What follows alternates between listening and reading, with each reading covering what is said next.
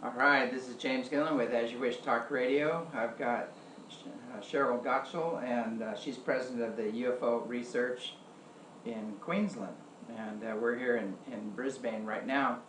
Also have Barry Taylor, and he's with UFO Research Queensland. And we've got Peter Slattery here, which I've been traveling with this whole time while I've been on this long tour. We've been going up and down the coast here, doing a lot of lectures and talks, and meeting wonderful people like Barry and Sheryl here along the way. So getting a taste of Australia here and what's happening. I should say Australia. You don't say Aus here. You say G'day Australia. But anyway, without any further ado, I wanted to talk. I'll go with Barry first. You've been in this field. How long have you been in this field? You've been in quite some time, haven't you? Well, 1970 I had my first UFO close encounter when living in Sydney, and Wow. that's when my interest in the subject sparked, and I started researching from there. So it's been a long haul, but the 1990s is when I videotaped a lot of UFOs, so I came back into the subject after a bit of a layoff in between. And I know you've got some pretty incredible footage that's been all around the world. All the news agencies have picked up on it. Yeah, I was fortunate enough to, in the early days, like in the 90s, video cameras were just becoming affordable to the public, and 8mm, so the quality's not as good as high definition these days, but I was fortunate enough to videotape a lot of daytime and nighttime activity. Mm-hmm. And Sheryl, what got you into the field? Well, it was in the 80s, and I was doing a home Bible study course, and I'd done that for 3 years, and I'd started to look at the scriptures in the Bible and the descriptions of angelic visitation, and I started to think that they were more alike to what I was reading about modern day close encounter reports, and I just sort of went from there. So I've come at it from a different angle. Yeah, it's funny. It's funny how they all merge. You know? Yes, it's isn't like, it? What I find out is everything when you do the research. If you go at it through a religious process or an investigative process, and even all the old spiritual techniques, yoga, everything goes back to the stars. If you go far enough back, it goes back to the stars. Yeah. We do a practice called Qigong, and we were tracing it back, and it went back to Tibet and China, and then goes back to Atlantis and Lemuria, actually, which are from the stars. It's a Palladian colony. So it's funny, all these things, everything ends up back at the stars. It seems like the image of the bearded god, came from the Anunnaki, and it all goes to advanced civilizations. But there's I'd say what was probably your most significant encounter or experience. Either one of you want to go with that? Yeah, in 91, I think it was, I woke in the early hours of the morning, and I saw 3 small greys standing beside the bed, what we call grey aliens. They were about 3.5 feet tall. They had the inverted pear-shaped head, very, very skinny. They actually had a skinny neck, quite emaciated looking, and they were just staring at me.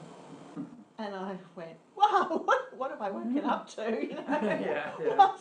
And I was really terror-struck. I was completely terror-struck, and I knew people who'd used that term, but it wasn't until I had that experience myself that I actually understood it.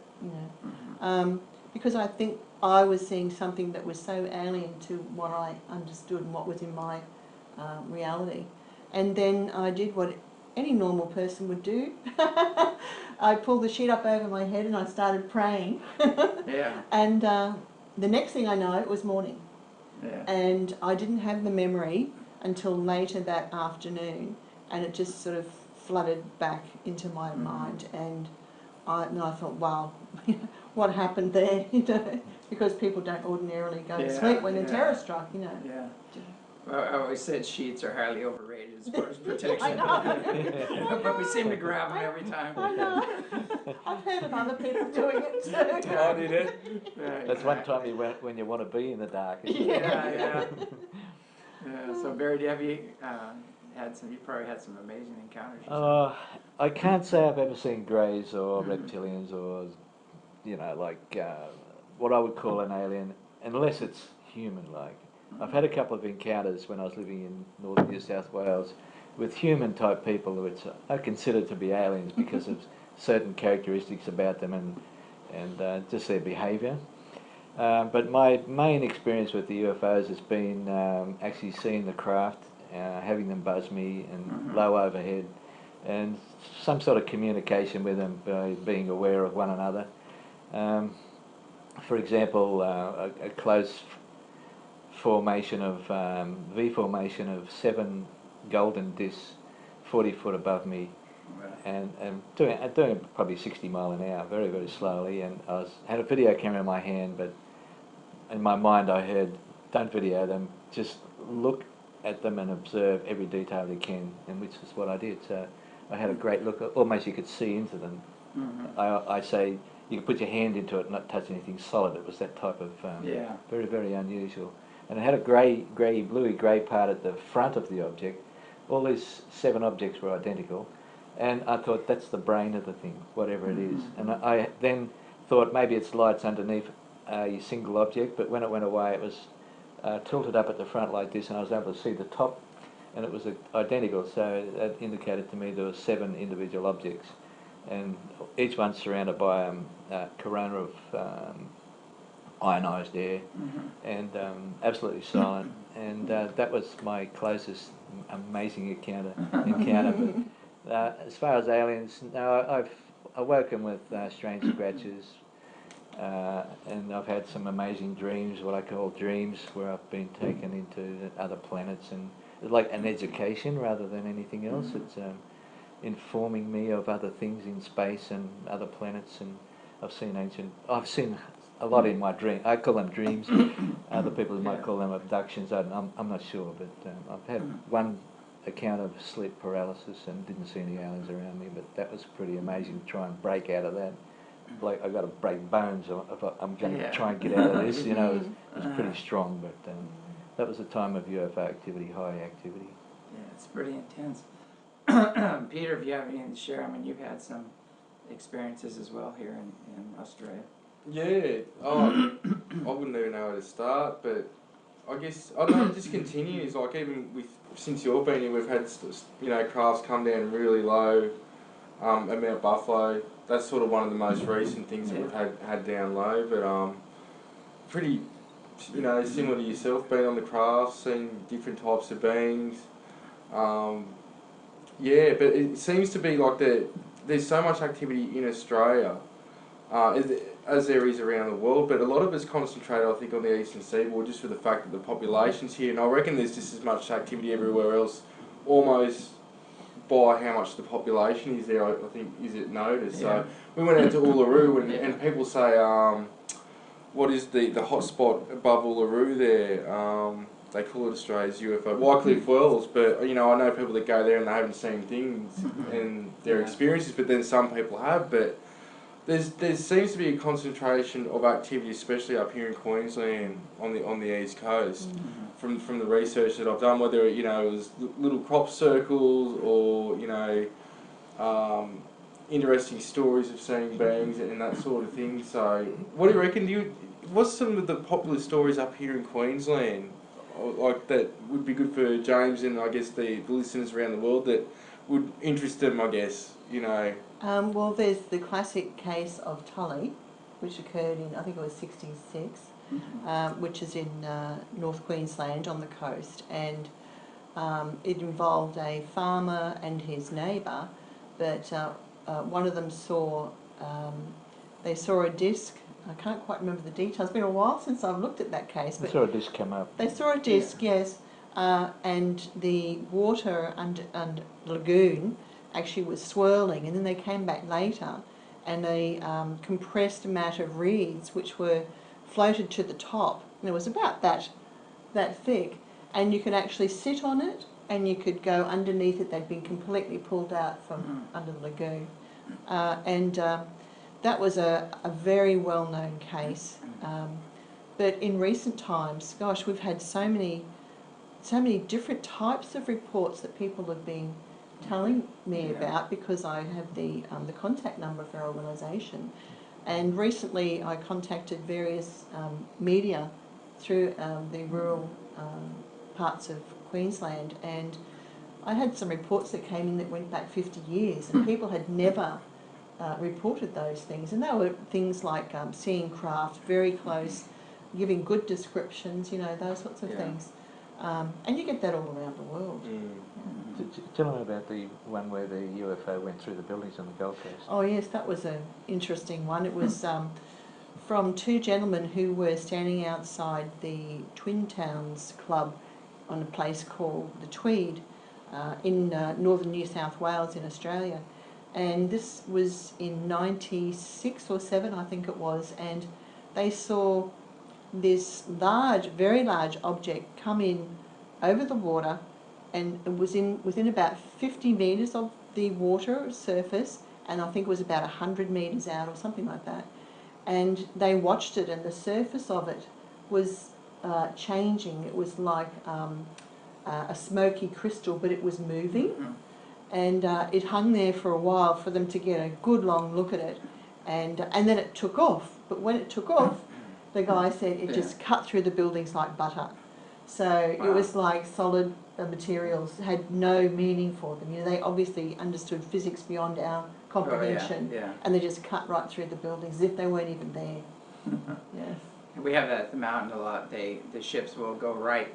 You know, you'll see a light disc coming into the mountain, and all of a sudden they just phase out right before they hit, and you're waiting to hear a crash, and nothing happens. And I think they just phase out and then phase back in on the inside, and they can travel right through solid objects or do whatever they want.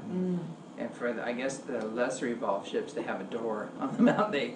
They open the door for those guys to come in. You know, we have footage of that, film of the door opening and things like that.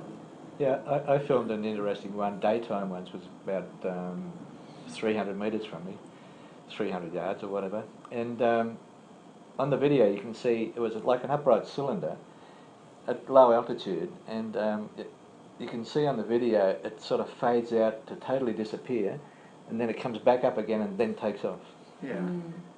Very rapidly. So it's just caught on the video. It went into another dimension or whatever, then come back again and then took off. They seem to. I've seen that happen before with the cylinder ones. Is that right before they take off, they'll phase out and then phase back in and pop, and they're gone. You know, which is interesting. There was another case too, very interesting, where a woman came upon a scene, and there was traffic, people walking, cyclists, etc., but they were all frozen, frozen in time. And she was. It was like she was out of the radius of that area that was frozen and controlled, because she looked over and she saw a typical dome-shaped craft, and it was close enough. It was hanging over the river behind the scene she was looking at, and she could actually see there were windows, and she could see two beings through the windows who had what she said were inverted triangular shaped heads. And then she stepped out, and maybe something changed anyway, and the UFO, it started to sparkle underneath, and then it took off up the river, and it wasn't until it was out of range that everything switched back on. Like, you know, people started walking, talking, vehicles, etc. And she rushed over to someone and she said, "Did you see that? Did you see that?" And they said, "What?" So no time had changed for them, but it had been frozen. Sounds like maybe the mantis beings or something, or the triangle head. I wonder what they saw.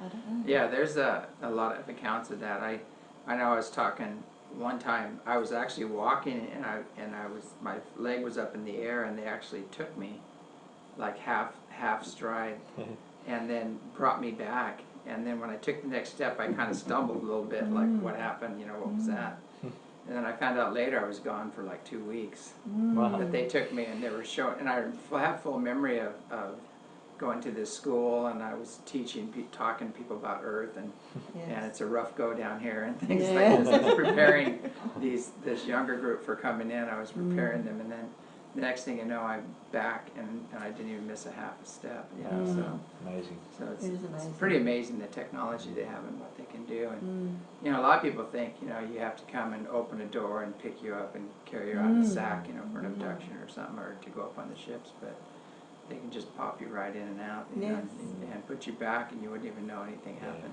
Well, there was another report I received recently about that. Was a woman who was meeting her friend at her friend's property in central Queensland, and the woman had actually was flying a light plane there to meet her. Mm-hmm. And a few other friends and family gathered, and they hadn't seen each other for a while, and the woman who was flying the plane didn't turn up. And so search and rescue went out looking for her. She was missing for 2 days. And she eventually turned up in her plane, and no one was there, and she thought, what's going on? And she had been missing for 2 days, and no one can explain why. Yeah. In a plane. Yeah, you can't That's fly interesting. for 2 days. No. I mean, not in a plane like that. You'd No. be going down somewhere. Mm. Yeah, I've heard of stories about that, you know, where there's a lot of missing time, and especially around the Bermuda Triangle. That happens quite often, you know, where people pop in and out. And there's a story, I guess, of a little Piper Cub plane that, you know, people were watching it flying, and all of a sudden there was a little blue space in front of it, and it flew into it, and it was gone. And they never. It's a woman pilot too, and they never saw her again. You know, they don't know where she went. Snatched. Yeah, yeah. Yeah, there's been, I know there's been a lot of activity, and I was totally amazed when I got here. The second night I got here, we walked out on Peter and Zoll's deck, you know, and we had just big power-ups one after another, and I go, this is like just standing at Eceti in the field. You know, we're in the middle of town, you know, right in the middle of town in Melbourne. So it's pretty amazing, the activity. Would you say, that, no, there seems to be a common thing. It seems like, I always wonder, you know, I don't think it's random that they select people. I think people incarnate to do this kind of work, and they have connections to these beings. Would you say overall that's kind of what's going on? Look, I can't say that for sure. Yeah. But my interest since about 2000 has been in trying to find the people who have close encounters, rather than waiting for us to be contacted by them. I've wanted to find them, so I thought, well, how would I go about that? So I started studying the people, their personalities, profiling them basically. Yeah. So what I have found is that people who report close encounters or multiple UFO sightings in their life is typically they're highly creative people. They're often musicians, which is like Peter, and he's a very creative person, and so is Solrita.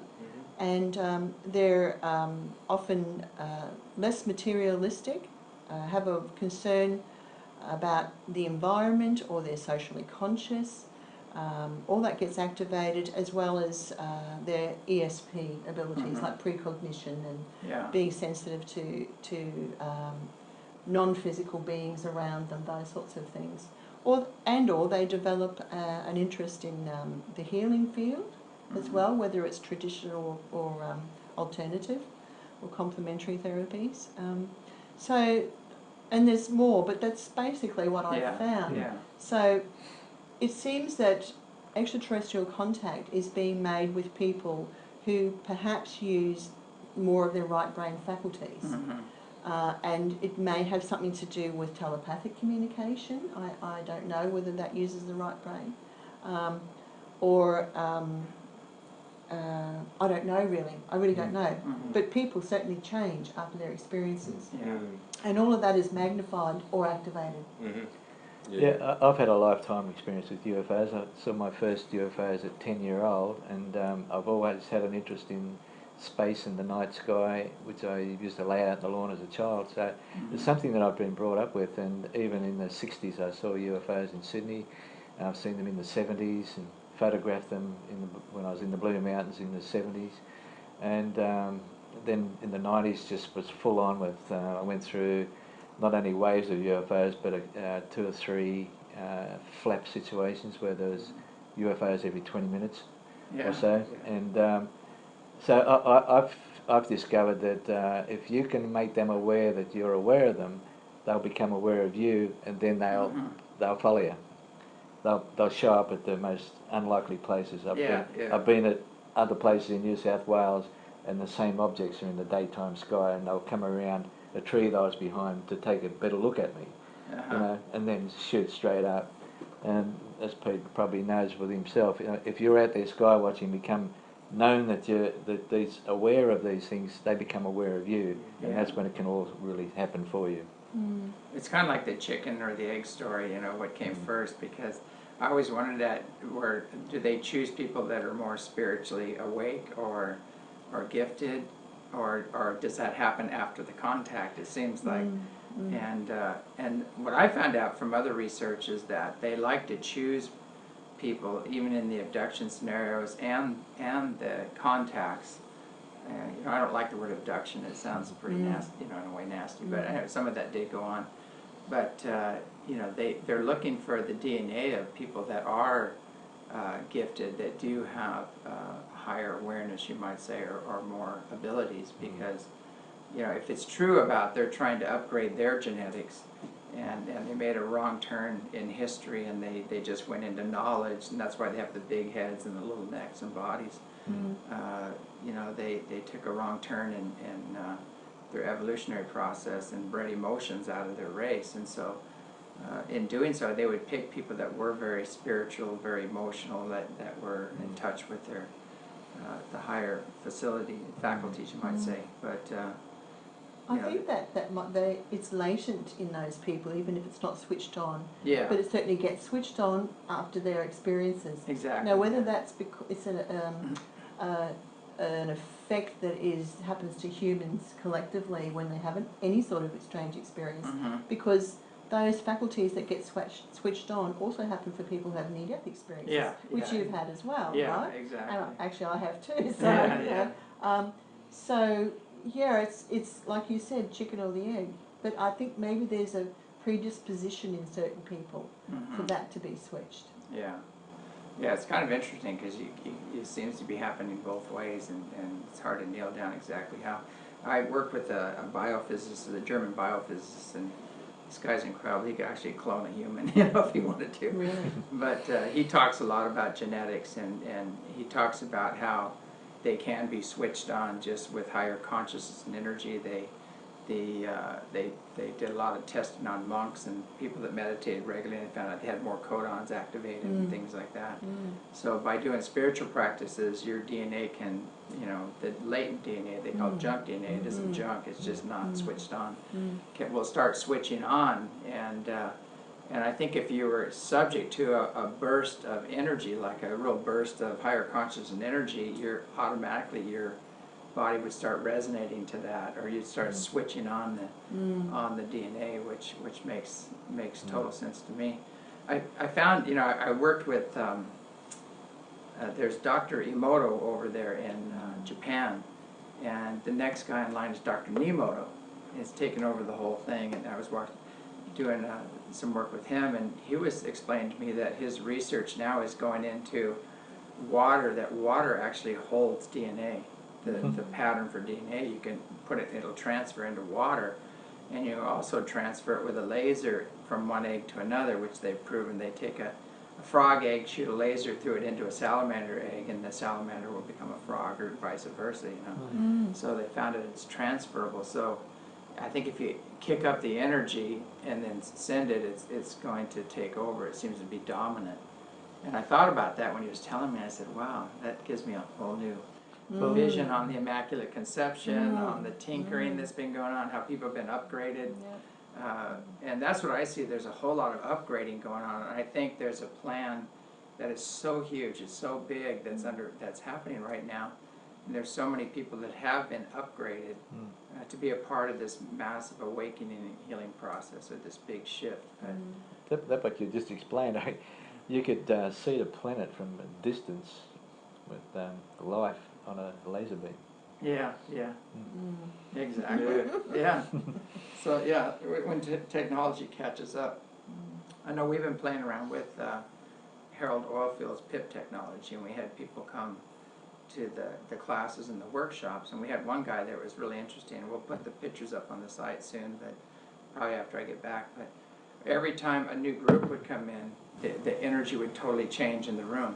So if the Pleiadians came in, the whole room just whited out and everything went white. You know, if the benevolent Anunnaki came in, the golden goddess type energy, the whole room turned gold. You know, and every time a different group came in, the energy changed. With the felines, it's green. You know, so it's really interesting.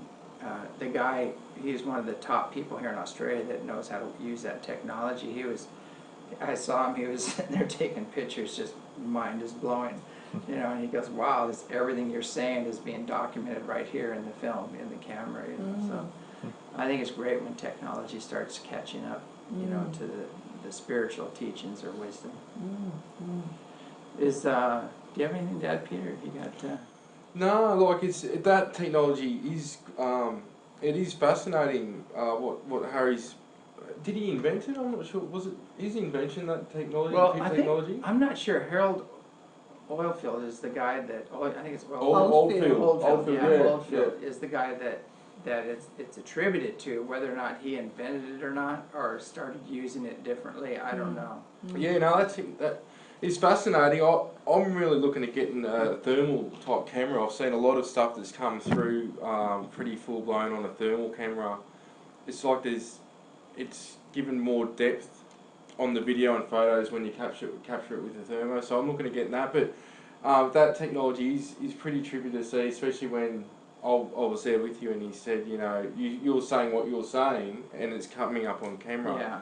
So that's where this guy, I think he was like probably the top expert in Australia with this technology. He's been training for years and years with it, and he said so many people can misread this, that even the camera angle can make it look, you know, like something that it really isn't. So he knew how to use that technology. But going back to the craft things and that, like I've said to a lot of times to a lot of people, a lot of this is just not what people think in terms of. I was telling you guys yesterday how I've seen crafts come out of trees, and when you're talking about the crafts going through the buildings before, some people may be watching this if they're new to the field, going, you know, what the hell are these people on or going on about?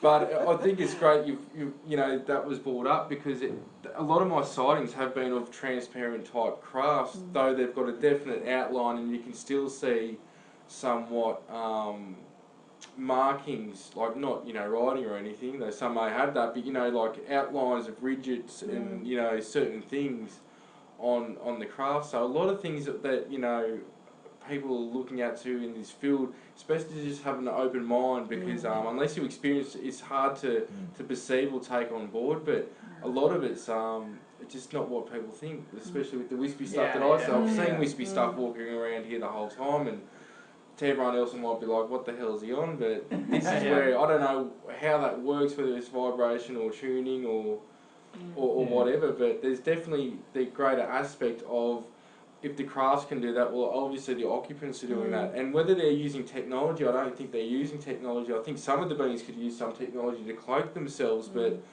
for some reason them and the crafts are operating at the same spectrum. And again, some of the crafts are created by thought, but how are they doing this? And this is what it comes down to, is what's interacting with this behind this, you know? Well, what I felt with the observations during the 90s in particular, was a lot of the craft or objects I saw were almost translucent. Yes. And what I got from that was dimensions. We got a third dimension, say, that's the boundaries of the third dimension.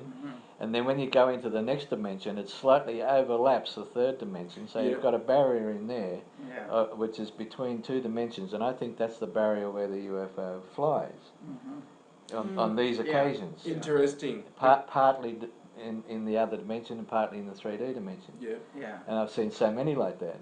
And it's almost like you have a torch and you shine it in that's got flat batteries, and you shine it in the sky, and you've got this thin beam. And then you take that bit of beam out, and that's your object. It looks something similar to that, you know. But while I can keep going with it, I feel from my observation, particularly the daytime sightings, like the fleet footage similar to Mexico, those objects are not craft with aliens in them. They're an alien space critter, a living life form within themselves. And I got that feeling with some of these UFO disc-shaped objects as well. Yeah. Not a craft with alien beings, because I've seen them in diameters like that. Yeah. And I think, and this shape, like, Yeah. and I felt that object itself was a life form within itself. That the object was the life form itself, in that shape, you know. And that's a perfect shape for travelling space and all that sort of stuff. It is, yeah. And I think that should be considered. Is it a craft with beings, or is it a life form, unknown life form itself? Yeah, because we have footage of these Merkabahs, which are more of a spiritual form of transportation they're using. It's just pure energy. But when you blow it up, you can actually see a being in there. You can see a being sitting in there. But to us, when I first filmed this one, it looked like an arc welding light. And it came in, it was just so bright, and I went, what is that? And then I could put the camera on it, and then it toned down a little bit, and then we filmed it coming over. And you could actually see it was like green on the outside, kind of pinkish purple on the inside, and it looked like a being was sitting there. And then sometimes it'll be in a lotus position or things like that. It's really interesting, and I think that's the higher dimensional beings, you know, which it seems the higher dimensions can see all the way down through to the lower dimensions, and can interact with the lower dimensions, but it's hard to go the other way unless you train yourself or you have some gift like clairvoyancy. Well, it's interesting. Oh, sorry. Go on. No, I was going to say, I think it's difficult for us to be able to tell the difference between something that's perhaps what some people might call a spiritual being and a non-physical being, which could be very different, because a non-physical being could actually be a being from a civilization that is just extremely advanced, and they can use technology in ways that we have yet to think about. And because we haven't gone off-world, you know, we're sort of in the dark here. But perhaps it's because we haven't gone off-world that we're, like human, we were talking about DNA before, the human DNA is actually quite pure. If you think about civilizations that, extraterrestrial civilizations that have mixed their DNA with so many other civilizations over millennia, right? And who knows what results you get from that. But it's civilizations like ours that have yet to go off-world, where our DNA, I guess you could still say it's Earth DNA. You know? So there are good reasons for them to come here and take that, for example, you know, which we have no idea about. I heard a story that's really interesting. It's from my own spiritual connections, and about the Anunnaki and how we have their DNA combined with the knuckle dragger that was here. But what happened is they kept jumping at the DNA, and then they found out the demigods, which were the ones that had been jumped up. Actually, you know, that's when the gods saw the women of man to be fair and took them as wives and things like that. Well, they created these demigods that were half human, half Anunnaki, and they actually excelled. So a lot of them excelled further than the Anunnaki because of the human. I don't know. There's something about the human genome. It's so strong. There's a lot of power and energy there, and a good example was what they said was Noah. And when Noah was born, he was glowing and he had white hair, and they go, "What do we do with this kid?" You know, it's like. And he was one of the sons of Enki, who actually mated with an Earth human.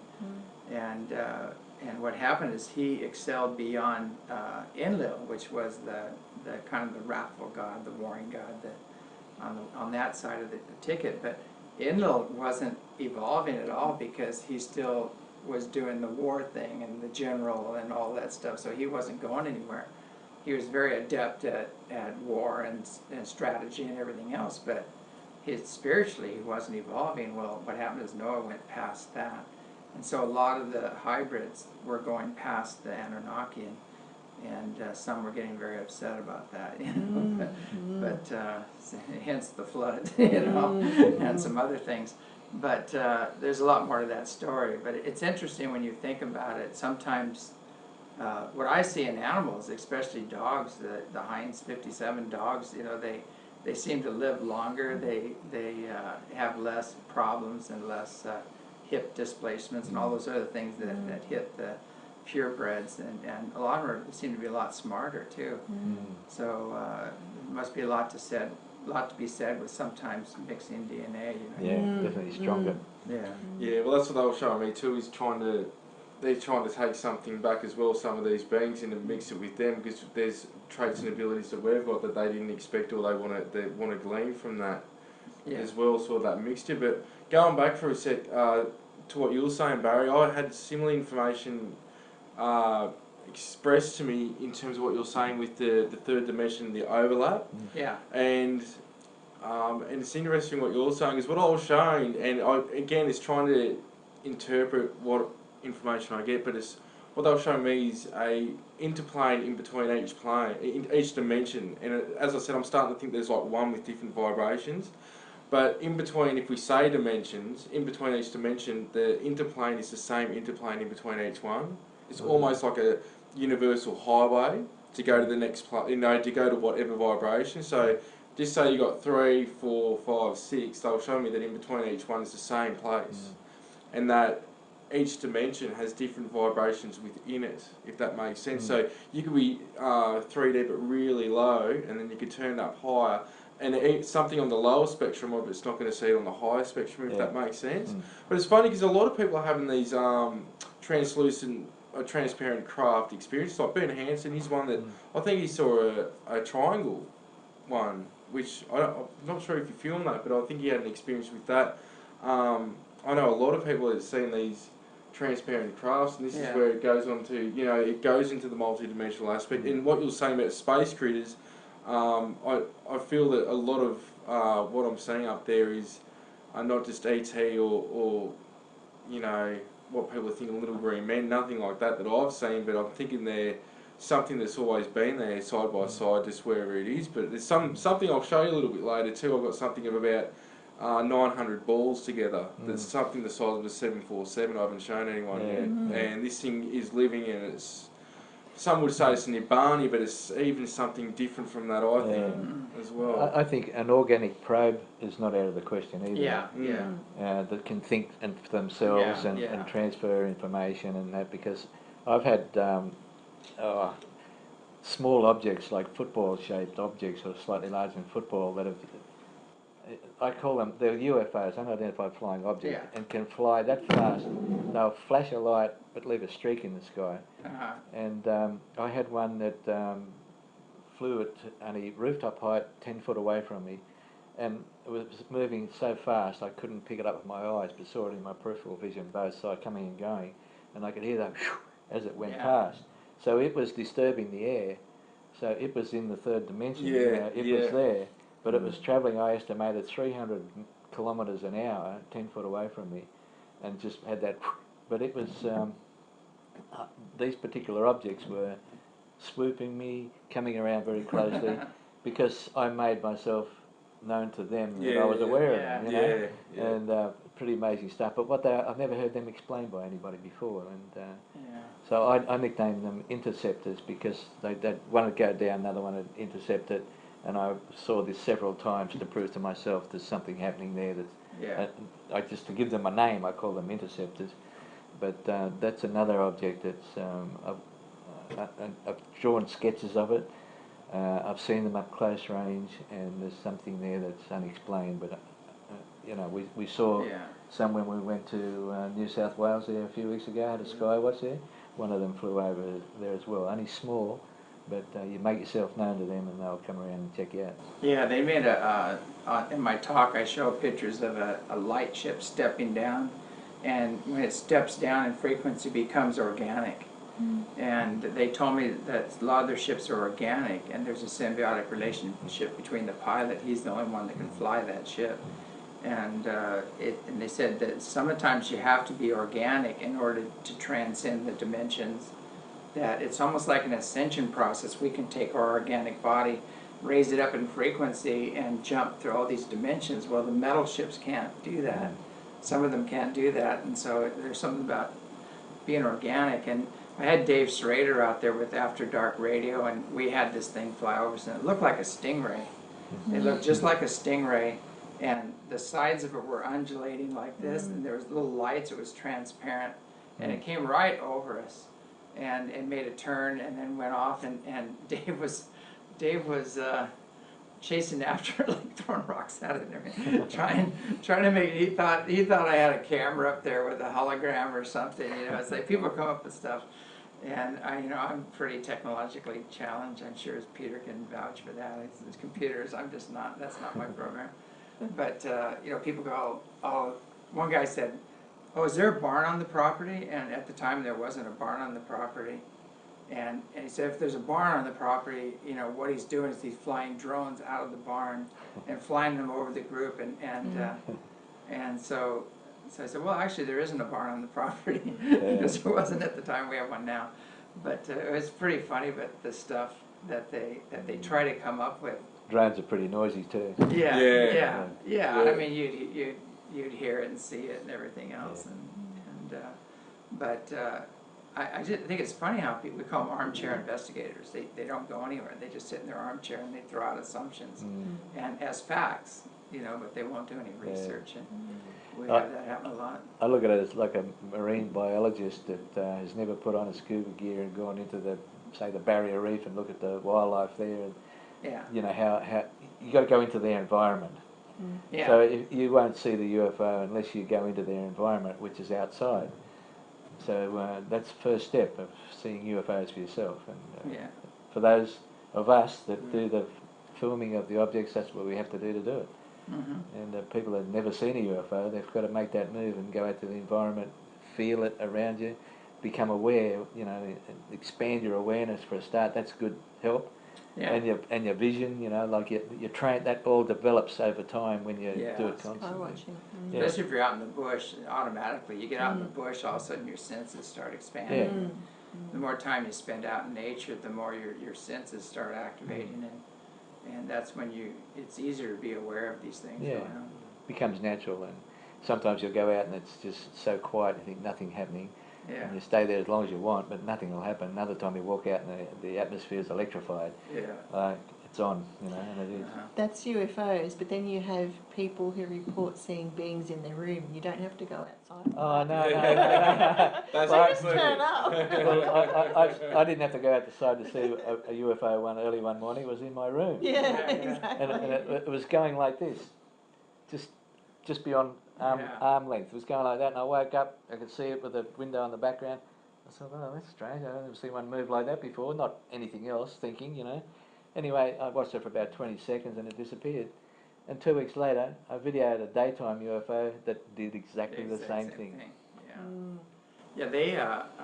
I was at the Global Science talk there, and in Colorado. And Colorado is like the Queen's playground, basically. She has a big underground facility there, and it's a very heavy New World Order. They have a lot of crazy technology there. And this thing manifested in my room. It's about the size of a basketball, but it was loud. It was going clang, clang, clang, clang, clang when it was sitting there. It made this really loud noise. And I go, what kind of technology is that? I mean, to have something making that much noise, and it's supposed to be a stealth, like a little. It's probably done 16 squillion miles. I figured it was something that they sent to check me out or whatever. And I was about ready to throw something at it, or just and it disappeared. It just vanished. But what amazed me is why would something that high tech be so loud and whatever technology they had was might be to get your attention, maybe. Yeah. Wake up a little bit and like, go, don't talk. Yeah, you sure you want to do this talk? Being in Queensland, I've taken James to the Glasshouse Mountains. We're here in Brizzy now. We've been to other places as well, but what's your take, and what would you say the portal areas are, if they, if that's your take on it here in Queensland, like hotspots for activity? There's been, over the years, there's been different places. Up near Gympie, where they've done a lot of gold mining in the past, which is about 3 to 4 hours north of where we are at the moment. There's also been the Brisbane Valley Highway, which goes west of where we are to Toowoomba. How far would that be? But it's fairly flat because then it goes up into the ranges. So, and when you were talking before, I was thinking about the sound of UFOs, for example, right? And there was one report some years ago where a woman was driving along and in the evening along the Brisbane Valley Highway, which in those days didn't have a lot of traffic at night, and she was in an open convertible, so she was driving and she saw this large object ahead of her, and as she got closer she could see it was I think it was a dark grey coloured sort of ship of some description.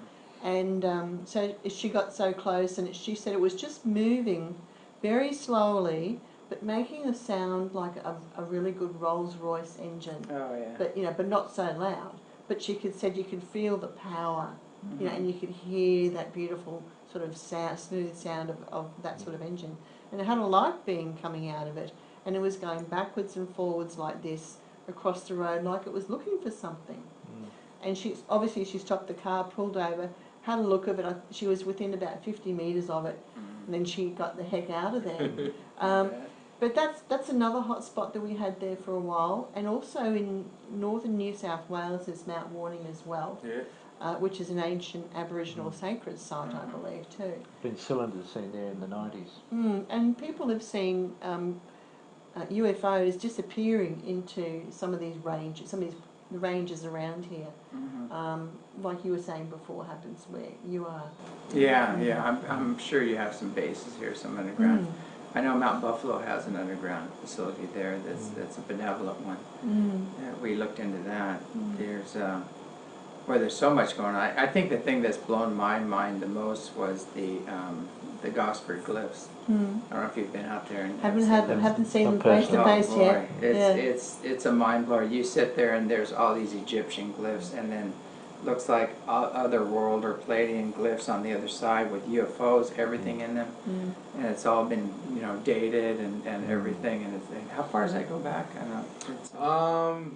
Beginning of Aboriginal civilization in Australia. Yeah. A long time, Yeah. We're not quite sure. Like some people have dated it back. I think even said the Egyptian ones maybe 3,500. Some have said 7,500.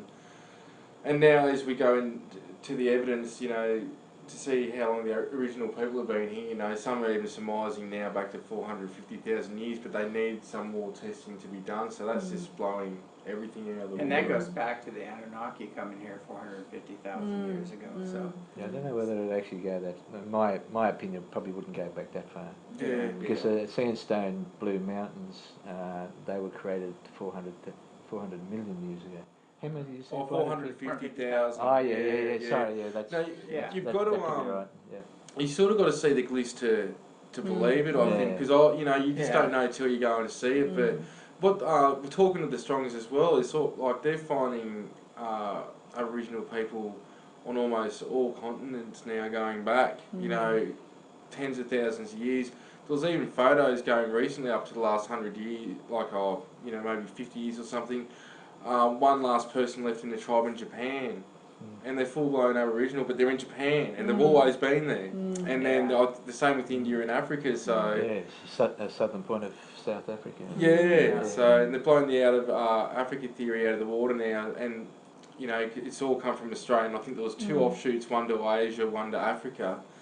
But in South America, you're taught that you come from Australia. That's what you're taught at school. I think it was in Peru, they said, or Ecuador. Wow. So it's funny that all these things you tie it all together. It's just goes into consciousness and education. That's going to mess up the Smithsonian again because they just got a huge lawsuit against them, and they lost about covering up all the giants, the giant skeletons and everything. They destroyed them and got rid of them because they didn't fit the standard, evolutionary pattern. Yes. That was good thinking, wasn't it? Yeah. So, I always said if you want to find out what's really going on, go to the catacombs underneath the Vatican and the Smithsonian, and you'll know what really happened, because all the stuff is stored away, or some of it's been destroyed, unfortunately. But even the what's that island where they have the giants? Easter Island. Yeah. Well, those had tablets at the bottom of them. And there's these huge tablets, and the tablets told all about that person, who he was, his abilities, how, basically how they ascended and everything. It was very powerful, and all those tablets were either broken and thrown into the sea, or some of them went back to the Smithsonian. They're hiding there. So Like the Spanish when they went through South America. yeah, Yeah, same yeah. thing. Destroyed it all. Yeah, yeah. Anything that didn't align with the church or with the standards, the story, which is really sad. But it's coming out anyway. It seems like, you know, that they never get everything. You know, No. somebody comes across something and then they all scramble to hide it. And now that we have the internet, it gets blasted out like right away. Yeah. The glyphs though, just the energy there, it's like when you're sitting there in front of that rock looking at those glyphs and everything else, you feel an energy there, and you just, it's this aha button goes off when you're standing there. And I just said, wow, you know, this is all true, you know, this is all real, and here it is in stone, you know, and it's dated and everything else. So It was covered with a rock roof for Yeah. many, many years, so they're protected from weathering. So yeah, that was yeah. a good thing, but it's over time it's fallen down a little. So Yeah, yeah. But it's just, it's one of, you have one of those big aha moments, you know, when you do that. And I know we're going to have, coming up soon, we're going to have the Strongs on the show, and maybe we'll get Peter on there too to do a long distance one when I get back to the yeah, States. interesting study they're doing. Yeah, Yes, very. yeah, and get that information on. And they've written that great book, Ancient Aliens. Yeah. Sorry. Yeah, no. Ancient aliens in Australia. Australia, Yeah, sorry. yeah. Ancient Aliens in Australia. And they've just brought out another one called Between a Rock and a Hard Place. Uh-huh. So I've got to talk to him. I'm going to see him on the way home Yeah. and find out a bit more about that. But it's just there's lots of correlating evidence. You know, science coming into it as much as they can bring into it. Because I know that we can't test rock. You know, we can't date it. But you know, you got to look at the surrounding areas and you know, really do an investigation. I think that's what they're bringing to it as well. Yep. You know, a lot of the carbon testing, dating, it doesn't take into the fact that back in the days of Atlantis and Lemuria, there's a total cloud cover over the Earth, and the sun didn't really hit the Earth like it did before, and so it throws off. A lot of things are much, much older than they think, because they're dating it by the, you know, the sun and things like the sun hitting things, and it's decomposing rate or decomposition rate or whatever.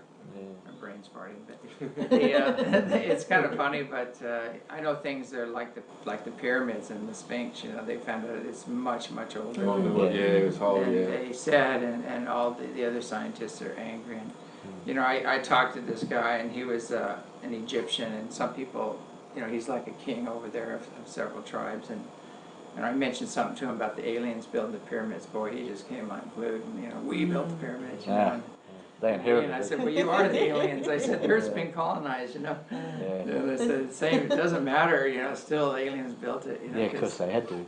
Yeah. We've probably had many civilizations rise and fall on planet Earth. Really? Many. Yeah, yeah. And it does, there is a series, if you get into the real history, and it's still expanding right now, is that they're finding gold ornate chains and like spark plugs and diodes and things like that. And they're dating humanity back to 650 million years with advanced technology, or the ability to make these golden chains and all these other things. You know, that's not a caveman with an axe, you know, and something like they're doing ornate jewelry back then, and these coal mines, you know, they're pulling out lumps of coal with stuff in them and things like that. So, you know, our history goes way back, you know, much further, and you know, they have trilobites that are smashed with boot prints, you know, so it goes back to the original, you know, the original first life here on the planet. There was, you know, somebody here checking it out and observing it. Visitors maybe. Yeah. Our understanding of everything is going through a huge reassessment, and I think for me it's been really interesting the new field of the study of extremophiles, where you're studying life forms that can live in places that we thought they never could exist. Yeah. You know, in extremely hot environments, radiated environments. In places that you think life just can't exist there. And I think back to the days of the early contactees in the 50s and 60s, and they'd be talking about life on other planets in our own solar system, and our scientists were saying, that's impossible, that can't happen, you know, you're charlatans, you're fools, you're this, you're that. And now we're sort of back at that point where we're saying, well, yeah, maybe life can exist on Jupiter or even on the Sun. You know, we don't really know. We don't know. Yeah. The universe is obviously full of life in patches. There's life everywhere. I have a photograph I'm going to show in my presentation this afternoon. It's a photograph of the Sun with a light beam. It's undeniable, sitting there right in the Sun. And it shows his face and his everything, and it's like, you know, because we think it has to be physical to live on the Sun. Well, a light beam could live on the Sun, no problem. It wouldn't affect it, So we just have to get out of our box on how life, has to be, or it has to be physical, or it has to be same as us. Well, that's one thing quite amazing about the UFO subject and all the offshoots from it. It makes the mind think about all these possibilities, and it expands the mind beyond what we would do normally if we weren't studying the subject. So I think that we're at a bit of an advantage to those that don't believe in UFOs or don't believe that aliens have been visiting Earth. They're losing or not being open to so much information which takes it beyond the subject and into subjects you were just talking about. We also have strange things like time distortions, and even at the ranch, the veils between worlds are very thin there because the two ley lines cross, and it's a vortex, and we're having pop-ins, where things pop in just for a minute and then pop back out again. The funniest one I saw, and I was weeding the garden with this other woman who was helping us, and I look over and I see this little, like a pygmy guy, really small little guy walking by, and he's got a little string around him, and he's got and it looked like he had a spear and something, I don't know what he had, like a wood on the side. I was more amazed at just looking at him when and he's walking by, and he's just like smiling at us, he walks by like this, and then he goes, just disappears. And I turn around and I go, did you see that? She goes, yeah. She goes, where'd that come from? Right. And I don't know if, maybe he's in the future, or maybe he's in the ancient past or something, but there's like a lot of time slips happening there and things like that. And I think it's possible that life exists at a subatomic level too, of our understanding. So that might even explain a pop-in. They somehow pop into this, into the above subatomic level and into this reality, and then disappear again. I mean, we just don't know. It's really about making room in our own minds for these concepts to exist, isn't it? And even me, like I've been doing this for a long time. All you have too, and it's like I'm still have to, when I hear people's stories, I still have to say, not let my mind close down. I've got to still say, no, open it up, listen to what they're saying, listen to the whole story, Well, what's really helped me with that is that imagination is real on the level of imagination. So in the world of thought, and things manifest instantly, whatever you're thinking. So I got to the point, well, what's not real? If that person believes that's real for them, that's their reality. Who am I to say no to that? It may not be my reality, or it might not add up with my program here in the physical, but still, it's and I see some people, there's so many different reasons for stories. Some people have legitimate stories and saw things, and then there's some people that might have something a little like a chemical imbalance or things like that, and they're like popping into haven't seen all kinds of things that we can't see.